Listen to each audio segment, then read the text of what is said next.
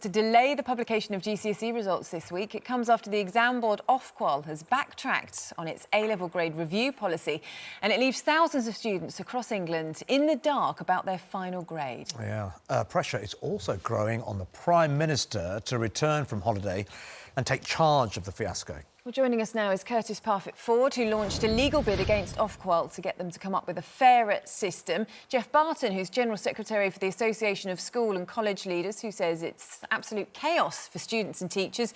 And Fajana Saeed, who saw her grades drop to 3 E's, even though she was predicted an A, a B and a C. Curtis Parfitt-Ford, let's come to you first of all, because you actually got the grades that you needed, you got into your university of choice, and yet you feel really strongly about what has happened to friends of yours, what you've seen happening to students up and down the country, that you wanted to launch this legal bid. So tell us, what basis is it? How are you hoping that this will help? So we're looking at a number of legal bases for this. Firstly, we're looking at whether it was actually within Ofqual's powers to do. Ofqual has a statutory remit which extends to producing valid assessments which measure individual performance. And we don't think that this year's assessment system actually measures individual performance. Rather, it effectively grades the school rather than grading the student, which is fundamentally unfair and unreasonable to the student. We're also looking at a number of other grounds for challenge, including talking about data protection and whether people's data rights have been violated, and a couple of other different things as well. But we want the government to make sure that they institute, at the very minimum, a free appeal system that's open to any student on academic grounds, not just because somebody's copy and pasted a spreadsheet wrong, but because they and their teachers agree that they've got grades they don't deserve and they deserve better grades.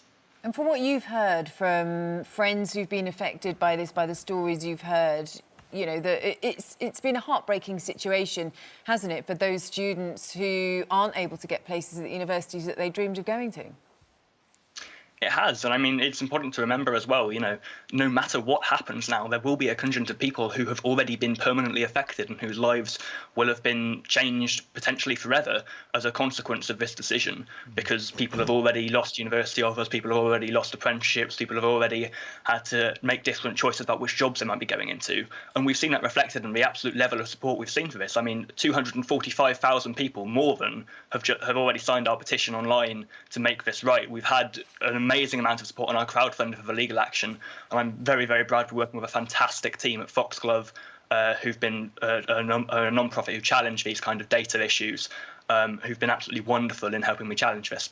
Thanks, Curtis. Let's bring in Fajana. Fajana Saeed, you know, I read your story this morning. I just could not believe it. I mean, how did you feel when you open up that envelope? You were predicted to get A, B, C. You open the envelope Thursday morning, and it's E. I mean, it couldn't be much worse. How did you feel at that moment? Well, I was extremely upset because I felt like I could have done way better, and I did work really hard for my predicted grades anyway.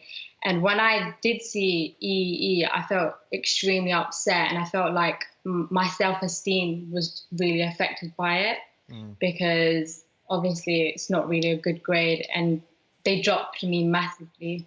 Yeah, I just want to clarify as well. I mean, you said there, you were working quite hard, and you were, and you got here before the coronavirus. You know, you were one of those students that were going into the library and working until 8 p.m. Now, you know, I've done A-levels before. I wasn't that kind of student, so you were definitely one of those that were putting in the work.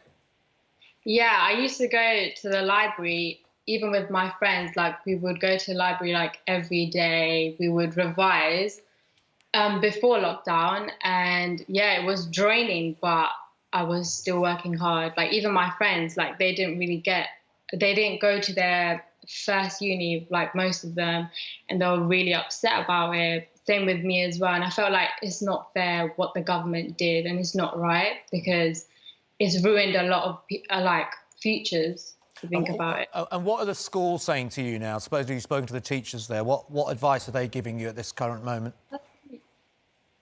I don't know, but it's like, I appealed and stuff, and to be honest, my school, they can't really do anything. It's not in their control, so I don't really blame them, but I do blame the government because their system is just stupid. I feel like it was just stupid, honestly. Jeff Barton, let's come to you, General Secretary of the Association of School and College Leaders. You're just hearing Fajana there. You can just hear the frustration in her voice, and there's going to be thousands, I mean, that's the point, thousands of students like Vagina up and down the country who will just be this morning not knowing what their future holds. Absolutely right. And you mentioned in passing just a few minutes ago, Adil, the thought that you would get a U grade. So there's a student who talked to me was predicted a C, gets a grade U and says, so do I understand that at the end of 2 years, I fail a course where I couldn't even sit the exam? We have to do better than this, don't we? And we've had the weekend where a government has been apparently kind of talking about when is a mock exam not a mock exam. That's a complete distraction, the whole appeals process. You shouldn't need to be building a labyrinthine appeals process at this point. We should put the system right. And Charlotte, you mentioned those 25,000 students at A-level who are getting 2 or more grades lower.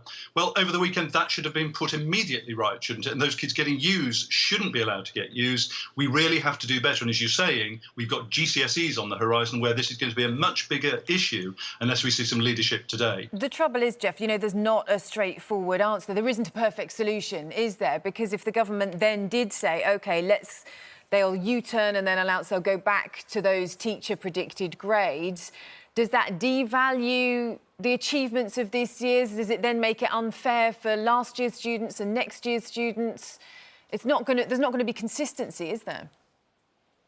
So that would be the argument for not doing that. It's interesting that Northern Ireland has just announced in the last half hour that they are going to go back to those teacher assessments. And it's important not to use the word estimated or predicted, because any teacher watching now and any head teacher will know that A, it was a process that was rigorously, robustly moderated within the school, signed off by the head teacher as ethically in the interest of the young people, and then passed over to the exam board and the regulator. That's where the problem appears to be. And there won't be many countries in the world that won't have the trust in their teachers' ability to assess young people. So why is it that in Northern Ireland today they're trusting teachers? Why is it in Scotland they're trusting teachers? And why is it that those young people in those 2 parts of the UK are getting a greater sense of justice than in England today? OK, and I've heard you talk about this before, that universities should be more compassionate. Let's say that universities, you know, the pressure is put on them in the sense that we are said, OK, predicted grades are the way forward, but we know they're slightly inflated by 12%, so there's going to be more intake. Realistically, can universities up and down the country take in more students? Have they got the room? Well, that's a question we'll be talking to Universities UK about today. And if they haven't, then the government needs to lift the cap and let them get more room, because this is a national emergency. And what we've seen from some universities, frankly, for example, in the case of one young woman, a student getting her A-levels last week, she gets 2 A stars and 2 A's, is rejected by Oxford because one of her A stars wasn't in further maths, she wants to do maths, is then rejected by Imperial, her second place. We need a generosity of spirit. She was first generation university, that girl. She should now have her place at Oxford or Imperial. And whatever needs to happen to give the capacity to universities to take those students in is essential that happens, and it needs to start happening from today. John, can I quickly ask you before we finish? If we go back to the predicted grades, so let's say you are allowed to have A, B, C as your predicted grades, but you contact... Which university was it you wanted to go to? City University. City. So you call City, they say, look, that's great, however, we are now full, but we will prioritise you for next academic year. Would you settle at that? Not really, no, because I feel like it's not my fault. Like, it's not students' fault that Corona happened, essentially. Like, they shouldn't be, like, disadvantaged. And I feel like in this situation, we all were, and it's just not fair. Like, but no, I wouldn't really settle for it because I don't think I need to. OK. And Curtis, would you drop the legal action if the government do say that they're going to go back and use teachers' predicted grades instead? Well, we need to look at exactly what the detail is, obviously, of any government policy. That's something which our lawyers would need to evaluate. But we have proposed that as one potential solution to them in our legal letters to them. So we hope that we will see some action on that in the coming days. And we've heard from Ofqual that they are debating that internally in a Telegraph report rather yesterday. So